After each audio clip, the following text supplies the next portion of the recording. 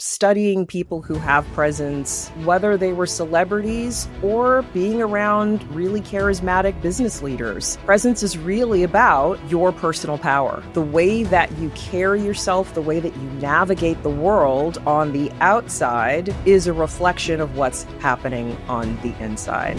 Who doesn't want to be a great leader? A leader who's calm under pressure, insightful, respected, well-liked. But what does it take to become a great leader?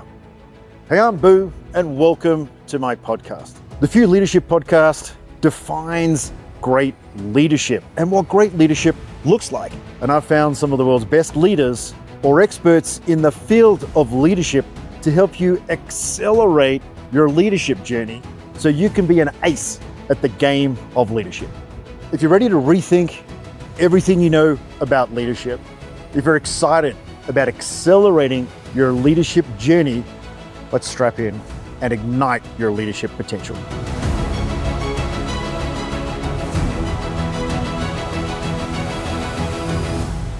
Welcome back, everyone, to another episode of the Few Leadership Podcast with me, Boo. And we're still in the speaker series. And my goodness, we have just got an absolute superstar on the podcast today.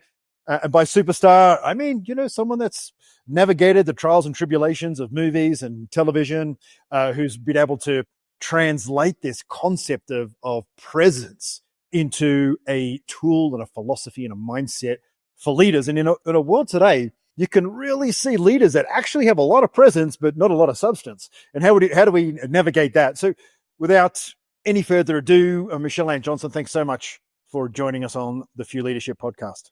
Thank you, Boo. Thank you so much for having me here. I'm really excited for us to finish our conversation because you and I keep starting and stopping. So we're gonna finish our conversation today. We've got a podcast and on the discovery call, and then we podcasted before the podcast. We've got to try and remember all those things that we said. Hey, I think it's something that's super cool that everyone will connect with on this podcast is you met and you've worked with Joey Tribbiani before. Yes, twice actually. I worked with him on Friends when I co-starred on Friends, and then he did his own spinoff of Friends, Joey, and then I was on that show as well. So yeah, he was one of my favorite celebrities that I got to work with. I just found him to be so generous and authentic and confident and purposeful. Even as an actor, he really kind of stood out. Because I think that there can be this misconception that just because people are A-list actors or they're in the spotlight, that they automatically have that charisma or that presence. And that's not necessarily the case. But he was definitely one of those standout people that I just remembered. Mm-hmm. That's cool. We'll come back to Joey a little bit later. And now in your role now, you help leaders establish presence. And we'll dive into that in a little bit. And when we talk about presence, you're talking about being authentic, being within yourself, being confident, being aligned to a sense of purpose. But on the flip side of that coin, in your practice as a coach, what are you seeing in the world today that's really challenging leaders and maybe burying this awareness under everything else that they're focused on? I think right now, and it's no surprise that there's just so much uncertainty going on, and it's just hard to make decisions in this kind of environment where you just don't know what's going to happen from day to day. So that seems to be one of the biggest challenges is how do we move forward when there's just so much ambiguity, so much uncertainty? The trying to do more with less it's a perennial problem. How do we continue to operate the way that we have and get the results that we have when we're downsizing, when we're laying off people? That seems to be very difficult as well. So it's the perennial problems that leaders have, but everything just seems to be very heightened right now. So, those challenges are definitely ones that are at the forefront of leaders' minds these days. Do you think that's a right now issue, or do you think that's just the future of life in terms of the amount of information that we can access, the speed of which we can become consumed? I mean, you talk about social power versus personal power. Maybe just to unpack that a little bit, tell us a little bit about how you define social power and how, I guess, the world is equipping us to have an awful lot of social power, but maybe at the detriment of our personal power. Absolutely. Well, we live in a time when luckily there's been a lot of research around things like power and authenticity and these kind of abstract ideas. So we're living in a really great time where we can back these things up with research. And they've done some studies around what we call social power, which is it's decision making, it's access to money and property, and it's kind of the external things, right? If you think about leaders, the focus traditionally is about growing your social power, growing your title, having more responsibility, getting more recognition, making more money, having control over valued resources within your organization. That's what we call social power. And I think for most of us, when we think about a powerful person, it's that kind of person that comes to mind. It's, the tech billionaires. It's, people that control a lot of resources, right? But there's this other kind of power called personal power. And that is about your sense of self. It's about your self-concept. It has to do with your belief system. And although they are related, they are distinct. They are measurably distinct, which means that you can have high social power and have low personal power. I'm sure we've all, seen examples of that in our professional lives, where you've got the person who is maybe the CEO of the organization, or they're your boss. They've got social power. They've got social authority, positional authority, but you can tell they're insecure. They're doubting themselves. They're not very authentic. They're not very confident. They're operating really from a place of low personal power. Or you can have the inverse of that, which is somebody who is low in social power. They don't have the title. They don't have the positional authority, but because they believe in themselves, because they're confident, because they like themselves, because they have a sense of purpose, a sense of mission, that can gradually increase their social power because it's so attractive. And people automatically begin to see them as a leader, and they're able to use and capitalize on their personal power to create more influence and then gradually acquire more social power. And, you think about people like Martin Luther King, or people like Gandhi or Malala Yousafzai, or those people who are in situations and they have low social power because they're in a marginalized group or demographic, but because they believe in themselves, because they believe they have a voice, because they believe in whatever vision they have for themselves, they're able to amass more and more social power and create change. So I think it's really important, especially in times like today, where there's so much ambiguity, there's so much uncertainty, and your social power can only go so far, right? This is the kind of situations that I'm seeing is, the things that I relied on before, my decision making or my title, especially with the generational changes where you've got younger generations coming in who don't really care about all that stuff. They much more care about the authenticity, right? They want to be more authentic and they want to have that authentic connection with their leaders. Well, now it's time for leaders, especially, to start to shift and expand their personal power. Doesn't mean you give up your social power. Like, that's all good. I'm for that. It means you balance it out by doing the inner work, working on your belief systems, working on all of those limiting beliefs and insecurities and self-doubts that are keeping you in a lower sense of personal power. And so that you're balancing those two out. I think where that manifests itself is in these conversations in large enterprise, where everyone talks about, this next generation doesn't listen. They're not interested. They're not engaged. And I guess that could be a red flag for your personal power, right? Like, just because you're the boss, just because you've been there for 15 years, people aren't really taking that into account. We don't have that old school baby boomer, grind it out, do what you're told, rise to the top, be quiet. So what can you do as a leader then? And let's hold that, because we'll do that at the end. Talk about purpose for a minute, because when you talk about Martin Luther King, when you talk about Gandhi, when you talk about their personal power, I mean, they embodied a movement, right? Mm-hmm. So they embodied something far, far bigger than themselves. And I get a sense that people understand the need for purpose, but grapple with finding it, because not everyone can be Martin Luther King, right? How do you define purpose from an individual's perspective who may not have this enormous movement and the support that you get from that to build themselves into that version of themselves. Absolutely. Well, there's two kinds of purposes I think it's important to talk about. So people like the Martin Luther Kings and those people, they certainly have what's called purpose of life, the purpose of your life, the grand overarching vision for who you are, what your mission is, what you're here to do, how you're here to contribute to humanity. You know, someone's purpose may be being a teacher, being a doctor, being a social justice warrior, whatever that is, being a parent. You know, that can give you a sense of purpose. This is the purpose of my life. Everything that I do, everything that I decide is oriented around this larger overarching purpose. But not everybody connects to that. Not everybody has that feeling of this. I knew when I was a child what I was going to be doing with my life. But that's okay because there's also purpose within life. You can create purpose for yourself in any moment, in any situation. That's the great thing. It's just about being intentional. It's about understanding what is the experience I want to create, not just for myself, but for other people. Your purpose can be as simple as, I want to be of service to my client in this meeting. I want to come in and really lighten the mood because I know that everybody is having a really hard time.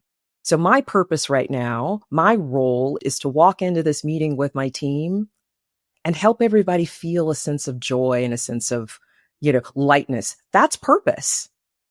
It's just being intentional about how I'm going to be operating and what my role is in this situation. And so it doesn't have to be this big, grand thing that you have to sit and meditate on. It's just about, before that meeting, what am I here to do? What am I here to do? And I remember I shared this with a client of mine, this idea of purpose. And she said to me, we'd worked on all these different things. We'd worked on authenticity. We'd worked on presentation skills. We worked on all these things and we got to purpose. And she said, of everything that we've talked about, this is the most important. Because if I don't know why I'm in the room, I shouldn't be in the room. Mm-hmm. Right? So that's really what purpose is. Let me stop because, we're all busy. We're going back to back meetings and it can become, you're just in default mode, right? Yeah. You're listening, you're doing the thing, and there's no intention around what you're doing. And because we can get in that default mode, we lose a sense of meaning. It's just another meeting, right? It's just another meeting as opposed to, wait a minute, here's an opportunity here for me to connect with my team. Here's an opportunity here for me to be of service to the people that I'm in the room with. That's purpose. And it feels good when you're able to articulate conversations and work around answering, what's the point of all of this? Mm-hmm. I think you gradually build confidence on the back of that, right? But also when you don't know and your ability to say, that's a good question. What are we trying to achieve here? Why don't we put our heads together and really try and work that out collectively? Because you're right. We're just running through the mill here, trying to do the same old thing day in, day out. Yeah, absolutely. Nothing's really changed. We're just on the treadmill. Yeah. Oh. We're on the treadmill. And I'm all about, one thing that I talk with my clients about, especially when it comes to meetings, we all have those standing meetings that you have every week or you have every 2 weeks or whatever. And it's like, if you're having the same meeting all the time, you just get together, you don't really accomplish anything, cancel that meeting. Because if the meeting isn't moving things forward, if you're not clear on what we're here to accomplish, if you're not here on how are we moving the ball forward, how are we changing things, then it has no meaning. It has no purpose. So that's one just, concrete way to apply this idea of purpose just to meetings that you have. It's simple. It doesn't require a whole lot of deep thought, right? No. So Michelle, we have a segment here called Myth Busting. Really, what we try to do is there's a lot of advice out there, right? There's a lot of ideas and we can just consume 30 minutes on a train ride in the morning, 20 different ways in which to go and do something. What do you believe are one or two myths that people tell themselves that inhibits their ability to build this kind of presence as a leader? Mm. Well, one myth is that you either have presence or you don't. So having a fixed mindset around presence. Presence is for celebrities. It's for those actor people. It's for those famous people. You're either born with it or you don't, or Yeah. you're one of the lucky few or you just don't have it.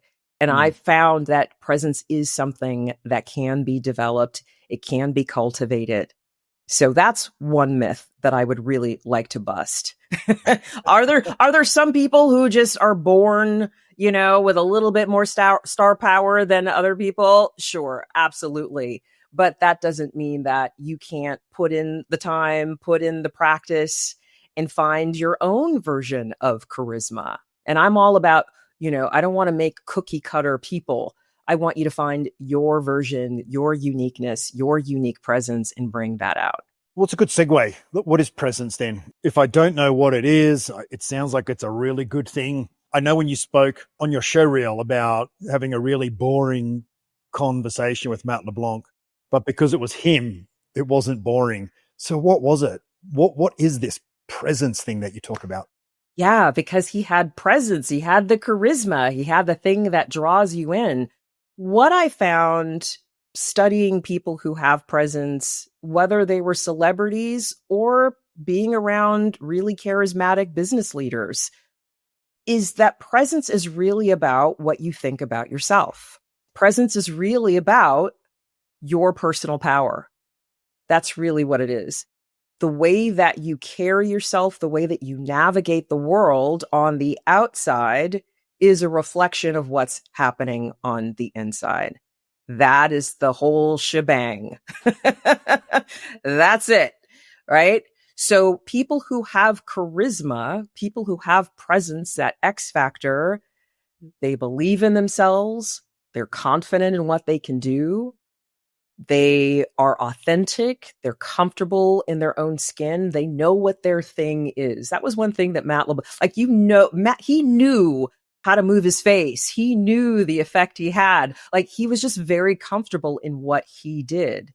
And then they also have a sense of purpose, not it could be the big overarching purpose. But for me, I found it's much more about like we were talking about, what am I here to do? I'm here to deliver. I'm here to make people laugh. I'm here to be of service. It's that leaning into the experience that makes a difference. So I found that presence is really a reflection of your connection to your own personal power. And personal power, for me, the building blocks are authenticity, confidence, and purpose. And so if you can start to cultivate those principles within yourself, which basically create an infrastructure, an architecture of a belief system that supports you walking in the world like you have power. Walking through the world with a sense of empowerment. That's what presence is.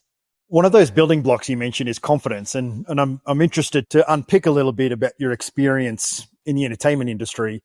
One of the myths I believe a lot of companies have is that, everyone needs freedom. We want less structure because if we have structure, people can't be creative. But you were on this podcast like 10 minutes early, which is kind of rare. And I would expect that in the entertainment industry, a bit like being a fighter pilot, seconds and minutes is how you measure time. In terms of the impact of a punchline, in terms of the set being ready to go. Tell us a little bit about confidence in that environment and the importance of I guess putting yourself out there, trying things, and then succeeding, and how the myth of not having structure doesn't really ever allow you to get confident because you're not doing anything. So tell us how you saw confidence built in that environment. Yeah. Well, I feel like those are two questions. Let me answer the first one. That environment, which is very fast paced. There's a lot of money on the line. There are a lot of people who are waiting on you to deliver that line so we can get the scene done so we can go on to the next scene because we've got 10 scenes we have to do today, right? And one thing that I had to learn when I was newer in my acting career is they don't have time for my nerves. They don't have time for me to be nervous and insecure and unsure of myself. it just doesn't have a place here. Yeah. And so it's not even fake it till you make it. Cause I actually have an aversion to that phrase because for me, that goes against, that goes against authenticity. So it's not about fake it till you make it. It's just literally, I don't have time to not feel confident in what I can do here. They hired me to do a job. I'm here. I'm ready. I know my lines. I'm prepared. Let's do this. It's giving yourself permission to just walk in and deliver without all of the noise that you have in your head. I'm going to park that to the side and we'll deal with that when I'm done. But right now I'm on the clock and people are waiting for me. And this is a product that I'm contributing to. So let's go.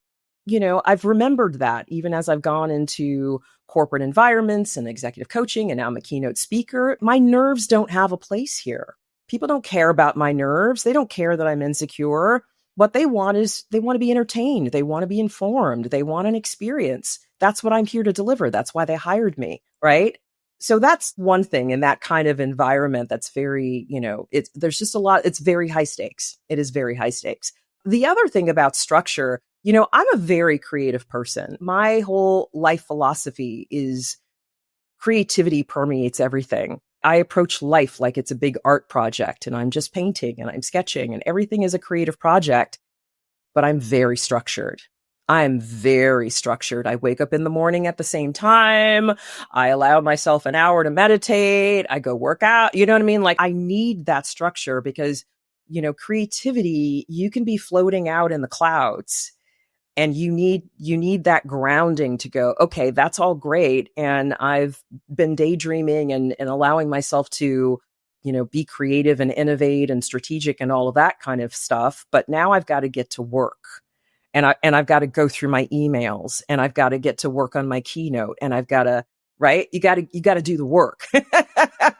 And so that was one thing that I had to put in place for myself. That wasn't always the case. I wasn't always structured. I wasn't always disciplined, but I got to a point, I think it was 2020 during the pandemic. And I had started my consulting practice a couple of years before. And when the pandemic hit and I was sitting alone in my apartment because I couldn't go anywhere, I was like, okay, this is the year of discipline for me. I always have a word for every year. And that year, it was discipline. I was like, okay, Michelle, you don't have any excuses now. Let's get to work on your online courses. Let's get to work on creating your content. Let's get to work on creating your IP. And I just ground it out, and that really taught me like, okay, Michelle, you can do this and you operate better with structure. So let's just implement that in my life and have that be really the foundation for how I operate going forward. So yeah, structure and creativity are not mutually exclusive. They actually support each other. If you're enjoying the show, I'd just like to ask of you a little favor. We're on a mission here to ignite the world's leadership potential. We need to reach out to as many leaders as we possibly can. So if you're enjoying the show, I just ask you to leave a review, to subscribe, to help introduce this podcast to other leaders to join you on your journey to flawless leadership. We're going to head back to the episode now. I hope you've enjoyed what you've learned today. Please remember, let's ignite a movement of flawless leaders. Subscribe, leave a review. Let's get back to the show. Yeah, I think when you're distracted about small things, you can't be creative, right? When you're worried about, oh, did I leave the oven on? Or what am I going to do tonight? What happens after this? Where are my shoes? You're just constantly using that low power brain power and not freeing your time up to get really insightful and to really unlock the full potential of your mind. Okay, so we've spoke about presence, we spoke about purpose, we spoke about confidence. Let's speak about authenticity, because authenticity is a word that's thrown around a lot. And again, the intention is to be authentic, but I think with so much noise and so many different viewpoints, and we celebrate all these different versions of success, whether it's on social media, reality TV, the successful salesperson in the company, that we get a little bit lost in who we are. That to be authentic means you need to understand who you are as a person. Tell me what you've observed around authenticity, and maybe what are some of the habits that inauthentic people demonstrate, and probably subconsciously. I don't think anyone genuinely goes out, particularly charismatic people who turn it on in the moment, and then they're, a little bit like Ellen DeGeneres behind the scenes. What is it about authenticity from what people believe that it is relative to what it actually is? Yeah. So authenticity is a big, big topic. So the first thing that I want people to know is authenticity doesn't mean having no filter. It doesn't mean keeping it real all the time and just saying whatever comes to your mind or just sharing all kinds of personal information, or you can have, it doesn't mean not having a mask or a persona that you protect yourself with. I actually think having a little bit of a mask or a persona is actually healthy. Otherwise, we would just be these raw nerves walking around, the world without much protection. So, but for me, it's really about is how much daylight is there between your persona or your mask and your authentic self, right? Is there just like a big, huge gap between the person you're presenting to the world and who you are when you go home and take off the makeup? Or is there just a little bit? It's just a little bit, right? Because we all have different versions of ourselves. Yeah. That's okay. And that's okay. You can still be authentic as you are adapting to different situations. We do that all the time. So I just want to make that point that having a different version of yourself or adapting to different situations does not mean you're being inauthentic. So that's the first thing. Authenticity requires two things. It requires knowing yourself and showing yourself. So it requires you to have a level of self-awareness and self-understanding about who you are, about your true thoughts and feelings, about your personality, your operating system. Are you an introvert? Are you an extrovert? Are you analytical? Are you creative? What's your, how do you best navigate the world? How do you process information? How do you make decisions? Knowing those things about yourself. What is your relationship to your lived experience? That's a big one, right? Have you integrated those experiences in your life into who you are, into your identity? So that's the knowing yourself piece. And that's a lifelong journey, right? Because we're always constantly evolving and changing and all of that. But knowing who you are and developing and cultivating that relationship with yourself so that you're like, no, I know myself. It doesn't matter what anybody else is doing. It doesn't matter what anybody else is saying. It doesn't matter what people are saying to me. I know who I am. I know what my values are. I know what my belief system is. I know why I believe it. That's knowing yourself. But then you have to take the next step and show yourself to people, show your authentic self, right? Because you can know who you are, but not show who you are. You could have that wall up, again, that persona, and people are like, I work with her all the time, but I don't really know who she is. She doesn't really tell me that much about her life. I don't know if she's married. I don't know. Like, you know what I'm saying? I just don't get a sense. She doesn't really talk in meetings. I don't really know what she's thinking. I don't really know what she's feeling. And I see that a lot in leaders. There's just and I think there's also a generational thing, as we talked about before. I'm Gen X. So I grew up in a time where you had your professional life and you had your personal life, and never the two shall meet. So I am too. And I kind of sometimes feel like that's kind of easier. It's like, it's almost like being, it's like being an actor, Johnny Depp is a character, plays that character in the way that Johnny Depp would play it, which would be different to a Leonardo DiCaprio, which would be different from a Jennifer Garner, which would be different from a Sydney Sweeney, but their authenticity comes through just despite the role. And I guess, reading between the lines there, when you talk about having a little bit of daylight between the role that you play at work and who you are, an example of that would be in the Air Force back when I was there, everyone would have a big week, be play hard, party hard, but the boss, his role would go because he knew it's not a good look if he's getting messy and he's doing all the sort of stuff the young folks are. So I guess part of that authenticity is understanding the character that you are in the business as well, because someone in a business doesn't want a Peter Pan in their 50s as a leader, right? So you need a bit of both. Yeah. And it doesn't preclude you from being very intentional about what's the perception that I want to create about myself. You know, you can still do some brand management, some professional brand management, as long as it's authentic and you're not coming from a manipulative intent, right? We're not trying to get people to think that we're someone we're not, but you can still be intentional about, I want to come across as professional. I want to come across as somebody that people can respect and see as, their leader. So I'm not going to go drinking with everybody during happy hour. That's not consistent with the perception that I want to create about myself. That's not being inauthentic, right?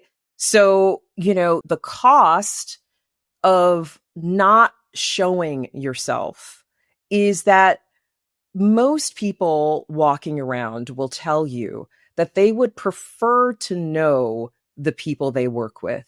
They would prefer to know on a more personal level their leaders. Why are you making the decisions that you're making? Do you really care about me? What's your history? How did you get here? You know what I mean? Like, most people want to know who they're working for and who they're working with.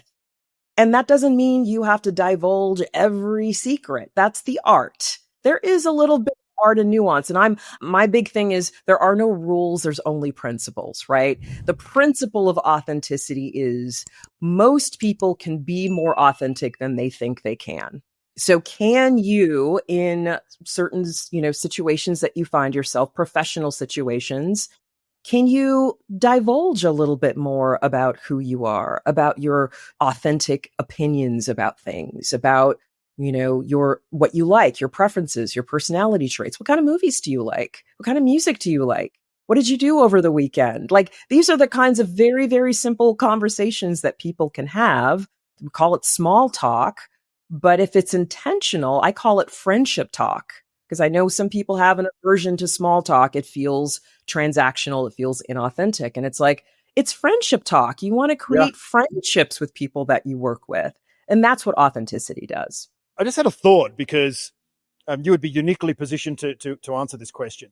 As a fighter pilot, you're running around the squadron, you're doing what you do, and then we have a mission, which requires a mindset shift, a personality shift to some degree, and you go all in. And I imagine as an actress, it's the same. You have a take, and you've got to switch from having a coffee and having a chat into. Are there any rituals that you had as an actress that maybe leaders could unlock to intentionally transition into those states? Because we've all seen actors who are wooden and don't come across authentic in their acting. Were there certain rituals that you kind of undertook to move between those two kind of versions of yourself that would have practical application in the real world? That's a great question. I was not one of those people who was very method and needed to really get into my characters and my parts in order for me to deliver a performance. But there is a concept that I call the moment before that I teach my clients, which is, and the moment before is what is happening mentally and emotionally and even physically before you walk out on the stage. If you're doing a, performance or a keynote, or, before you say your first line. So you're essentially getting yourself inside the scene, inside the conversation, inside the meeting that you're about to have. You're warming yourself up so that the first line that you say, or the first, words out of your mouth, are a continuation of the process, the conversation you've already been having with yourself. And I think this is really important for leaders to have. I just had a reunion with one of my coaching clients that I worked with for about a year. And he was talking about, this was an event that we did, and he was like a judge on a panel for this group that I was facilitating. And he was giving them some tips that I had shared with him.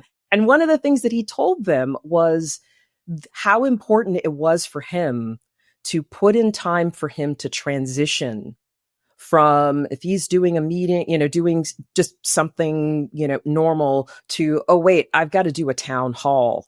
Well, you don't come on cold.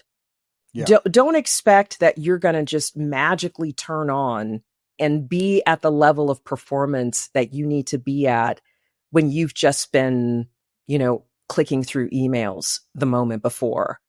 And he talked about how he learned that about himself because he's a natural introvert and communication is an extroverted activity. Sorry, introverts. It just is, right? And so he noticed, he learned about himself that he needed to give himself that time to like rev up his energy and get himself in another gear. And one thing he did was karaoke. He found that singing a song out loud got him in that performance mode, and then he could click on his meeting and be at the level of energy that he wanted to be at. So that it's the same concept, but what is it that you need to do for yourself to get yourself primed, to get the juices flowing, to get yourself in the mindset of that meeting, that conversation, that presentation that you're about to do, so that you're not just, I see this all the time. People just think they can walk up on a stage and it's the deer in the headlights because you're just, I'm suddenly in front of people. Wait, no. As you're sitting, waiting for them to call your name to come up, start looking at the audience. Start visualizing yourself up on the stage. What's the first line? What's the first idea? Even better. What's the first idea you want to communicate? How do you want to make the audience feel? Like you start to get yourself in it, right? So that when you're walking up to the podium, you're not going, oh crap, oh crap, oh crap, oh crap. You're ready. You're like, oh, I can't wait. Because I'm in it. I'm already primed. So that's something that I would share that I think is a little analogous to my experience as an actor. I read a study once about mental priming, and they had these two teams, same ages, everything was the same backgrounds. And in one room, they asked them to be old and to be tired and for 30 minutes to act old and tired. And in the other room, they said, you're young, you're energetic, you've nailed your SATs, you're an absolute rock star. And then they got them to do exactly the same quiz, 30 questions. And the mentally primed old tired group scored well below the mentally primed energetic. And I think that mental priming is so critical. I remember a great friend of mine was an actor. And when I started keynote speaking, he just got me into all this pre-work. And I'm like, well, dude, this is weird. But the reality is you've already done the pre-work before you get on stage. So it's just you're 5 minutes in when you start. You're not starting and getting in the first 5 minutes. And it's the same as a meeting, right? A town hall, you see these leaders and they start flat and then they come good. But it's like, oh, you lost everyone at the flat part. Exactly. Don't warm up on their time. Yeah. You warm up on your time so that by the time good morning, you're in it. Yeah. And they can tell they're feeding off your energy. Yeah. Very, very important. And therefore you're showing up with presence. There you go. It all kind of the circle of just keeps giving. So Michelle, one thing that someone can do, they're sitting there, they're like, oh, do I do my purpose first? Confidence, authentic. I want to be present. I feel like I'm doing something really important. What's just one thing you would get them to practice as soon as they get off this podcast and just commit to for a week? Well, first of all, authenticity and confidence, those are things that you can't just do in the moment. Those are practices that you need to implement every single day. Those are things that, don't wait until you're meeting your difficult conversation to start practicing authenticity. No. That's a whole belief system. That's a whole way to, deal with yourself and the relationship that you need to cultivate with yourself. And same with confidence. Confidence is really about your belief system. It's not about, are you good? It's, do you believe you're good? Yeah. It's not about, are you capable? It's, do you believe you're capable? So anything involving a belief system, that has to be worked on beforehand. You're not going to suddenly be confident. That's a process that has to happen. But you can certainly be purposeful in the moment.